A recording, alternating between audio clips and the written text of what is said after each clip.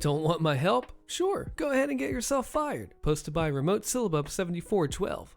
A bit of background. A while back, when I was still in high school, I worked at the local cinema to earn a bit of pocket money and experience. I stayed for a couple years, working weekends when school was in session.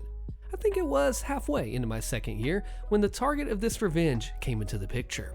We'll call him Luke. Luke was a new hire and was just learning the ropes. Now, this was common as turnover was high since we were all students. He seemed alright at first, and everyone was nice to him since we were all pretty close and knew one another from school, and well, we welcomed him in. I don't think even a week passed before the problems started. The first issue I heard of was that Luke was trying to flirt with one of the girls. Thing was, this girl was already in a relationship with one of the other employees, and everyone knew this, including Luke. That didn't stop him though, and eventually the girl told him to his face to cut it out. It only got worse from there. Now, I do my best to see the good in people and to give them the benefit of the doubt. Despite what others were saying, I still tried to get along with him. This, unfortunately changed during the first real conversation I had with him. We were on break at the same time, and about 5 of us crowded into the little break room for lunch. I forget what exactly we were talking about, but I remember that it was a pretty uncomfortable topic, and Luke was using a lot of explicatives. The break room was not soundproof, and there were patrons outside, especially children. I tried to warn him about using that language so loudly, and that he might get in trouble if a customer heard him. Immediately, his attitude toward me changed, and he responded with something along the lines of, "I can say what I want. I have the right to free speech. Don't tell me what to do." What? Sheesh, okay, chill. I was just concerned, but you do you. A few minutes later, the convo had switched to high school, and Luke was raving about how Caucasians were the majority in all the high schools in our district. Now, for my high school, this isn't true, as most of the community and students attending were Latino and made up about 70% of our student body. I told him as much. I said, "Well, that's not the case for our high school." Luke says, yeah, it is. White's the majority everywhere. I have a friend that goes there. Hey, Luke, I actually go there. It's mostly, "Why are you talking?" he replied. I said, "Excuse me?" Luke said, "Who invited you to this conversation? I wasn't talking to you. Who asked?" Now, this irritated me. Now, I know it's a joke about looking for who asked, but this was before that became a thing, and I found it extremely rude. But in a moment of clarity, the best comeback came to mind. Like arguing in the shower by yourself, and to this day, I could only wish to be able to recreate the moment. Smiling, I threw his words right back into his face. Free speech. The others at the table were laughing as I threw away the rest of my lunch and left the break room. My heart was beating so fast from the weird adrenaline rush that I got, and I spent the rest of my break in the back of the concessions until it was time to clock back in. I think that convo was what sparked Luke's hatred of me. Ever since then, he would glare at me whenever I walked by, would dump the trash from his bin when we were sweeping the floors for me to pick up, and generally was a jerk. His behavior kept getting worse. He would threaten to fight people, and he was a short potato of a boy, really, so no one was really actually scared. He would argue, say rude, passive-aggressive, or downright racial things, and was generally just a jerk. At some point during a shift that I wasn't there, he cornered the girl that he'd been eyeing and kept verbally harassing her to the point that she hid in the manager's office where he couldn't get to her. She was a sweet and loyal girl and a friend, and she and her boyfriend could be described with the phrase puppy love and had been together for a long time. The boyfriend was angry when she texted the group chat about what had happened and wanted to get Luke fired. However, people were hesitant about this, saying that the managers wouldn't want to because he claimed discrimination, he was trans, and that he hadn't done anything blatantly wrong. Then another one of the employees made a suggestion. Luke was incompetent. We all knew this, so why not make the manager see it too? Revenge time. It wasn't hard to do, since Luke would tend to shoot himself in the foot. When possible, we'd point him out to the managers when reviewing the cameras in the halls about him dumping his trash can when sweeping onto the ground in front of patrons. When he was cursing up a storm during break, a text would be sent and someone would lead a manager to him to be caught. He rarely cleaned up. He was rude and loud, and the incident with the girl didn't help his case. It still wasn't enough, and week after week, his name was on the schedule. Then, my opportunity came. See, at the cinema, there's a position called Point, aka the ticket taker, that lets you into the theater area. It's the second most dreaded position, and the first being self-serve cleanup, as you have to stand in place and interact with customers at a rapid-fire pace, smiling and listening for theaters to be called at the same time. When the night ends, the last person on point has to close and clean the self-serve stations. Today, to my initial dread, Luke and I were both on point. The entire time, Luke would leave his station and pace the lobby, toward me and then back, not even sweeping the ground as he went. He wasn't supposed to leave point, and he had to walk around customers to get back to his podium to help them. He was told off by a manager once or twice for this, but continued his antics anyway. Then, as things slowed down, one of the managers approached me and told me that we were going down to one point, which is one person at the center, rather than at both entrances, and that I'd have to explain to Luke how to close point before I went back to help clean concessions.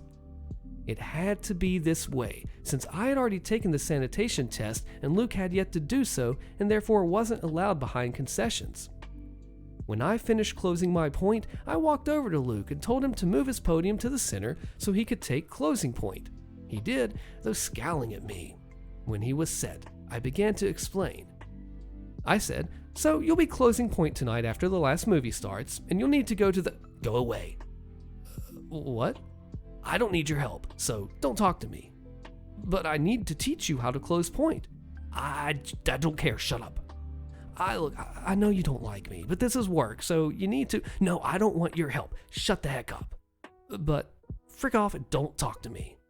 At this point, I was beyond upset. I was furious. I was trying to help even after he had acted how he had treated everyone here. I didn't care what he said in the break room, but it shouldn't affect work. This was ridiculous. I must have snapped or something, because I complied, walking away saying, "Fine, I don't care, don't ever talk to me again." "Hey," I said. I waved my hand over my shoulder. "Don't talk to me ever again." I went behind concessions to help, where he couldn't reach me. I don't know when, but I started crying out of frustration, and one of my friends came and hugged me, bringing me to a corner to cool down. I don't get angry often, and when I do, it makes me scared. I was just sick of his antics, sick of the way he spoke to me, just sick of his attitude. I'm not sure how long that I sat back there, but soon enough that same friend came and waved me to the front of concessions. I wiped my face and walked out, and he pointed to point. There was Luke, being instructed by the manager on how to close point, and the manager did not look happy with him. Arms folded, frowning, flat tone, everything spoke of irritation. My friend said that they'd already explained that Luke refused my help when the manager asked him what was going on, as point can be seen and heard from almost the entire lobby. Seeing that scene lifted my spirits a bit, and I was able to end the night relatively easily. The next weekend, when the schedule came out, I didn't even have to check my email. It was posted in the group text, specifically the section with Luke's name. It was blacked out. If he had quit, his name would have been removed. But the fact that it was blacked out meant it was a sudden event. Luke had been fired. I'm not sure what it was that they fired him for anymore, but considering that we were always low on staff and they had to worry about discrimination, I'm guessing there were enough complaints that they had to fire him. I'd like to think that the last interaction that I had with him was the final nail in the coffin, but I was just glad to see him go more than anything. I heard he worked at a common fast food place for a while, but ended up getting McFired from there too. Good luck in life, Luke. You weren't missed. The beautiful thing about malicious compliance stories, such as this one, is that the work and value stands true. This person was being a horrible coworker, if you've ever had one before, and their removal was based off of their work and actions. Not a great person to hang around with, not a good worker, and that was the catalyst for them being fired, and gone. Not favoritism or anything like that, which is really cool. You get angry and belittle me when I want to follow the instruction manual on your brand new piece of kit? Enjoy your brand new rusty wheel slicer, posted by Petty Rusty. It's been years, but I'm still worried that this person is going to hunt me down in my sleep, hence the throwaway. I used to work at a deli shop / cafe place just to make ends meet while I went to university, and the owner of that place was a real piece of work.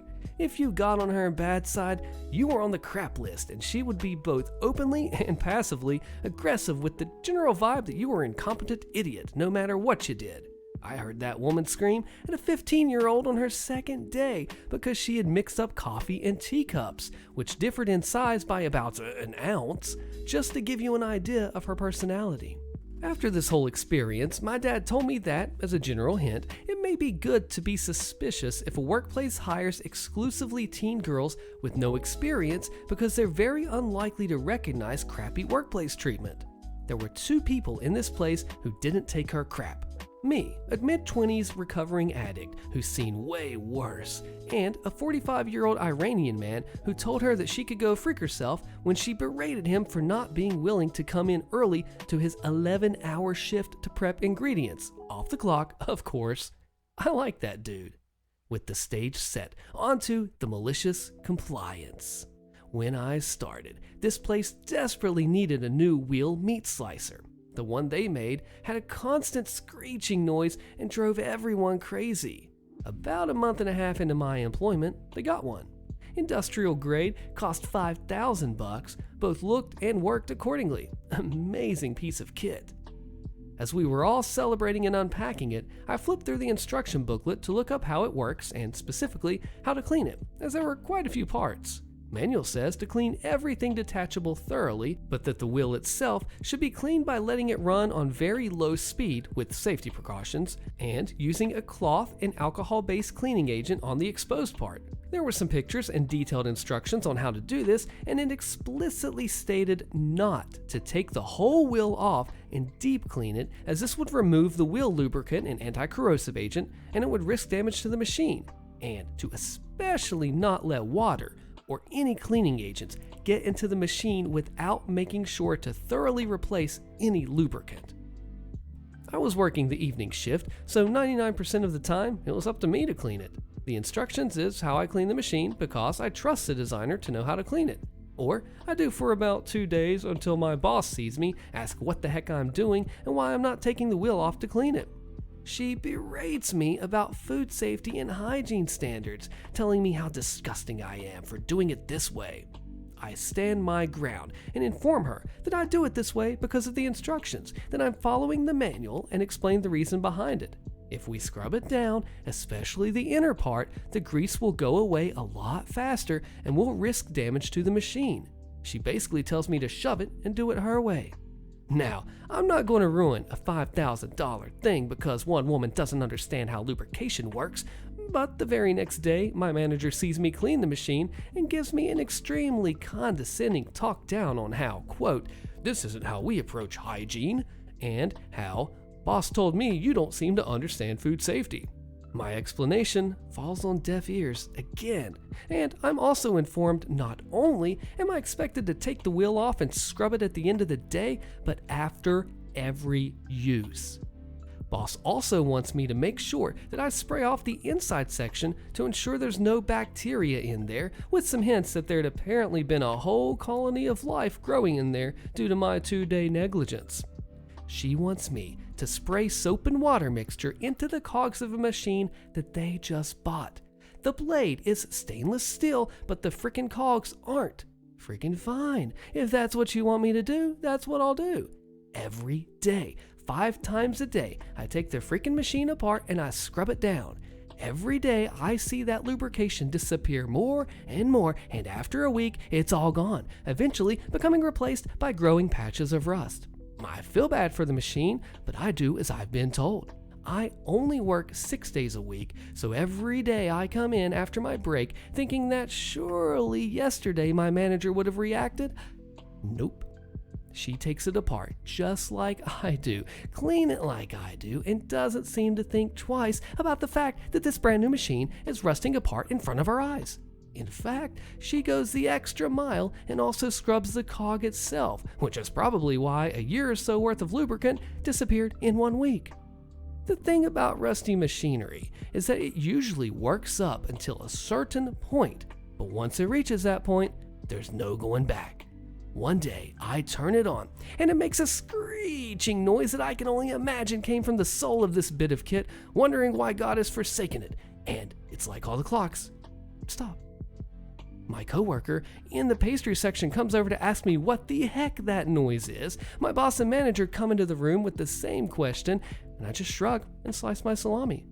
Boss tells her co-owner to go get some lubrication for the gears. And after a minute, he puts some freaking spray on oil lube in front of me and tells me to lube the gears up.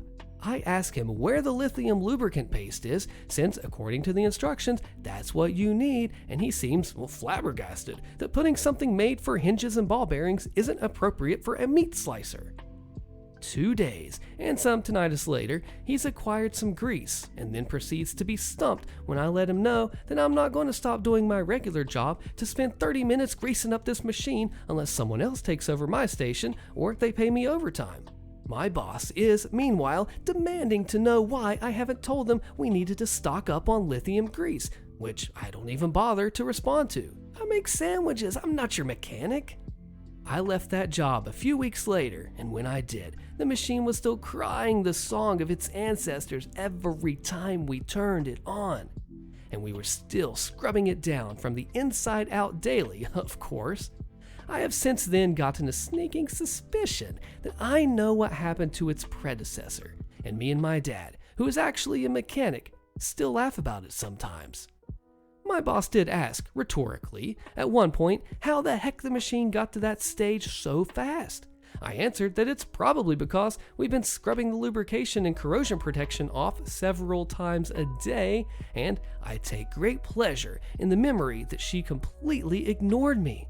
It's the only time while I was there that she didn't snap back at me. And I like to think that she remembered back to when I explicitly told her that if we clean this thing in that way, this is exactly what would happen. Overall, I don't think a $5,000 machine would make or break anything, but holy crap did that make me feel good.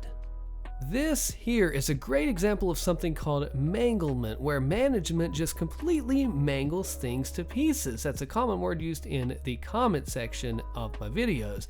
And a $5,000 machine rendered next to useless nothing almost. Oh, not quite. Just because someone didn't want to go with what the employees said with the instructions in the manual.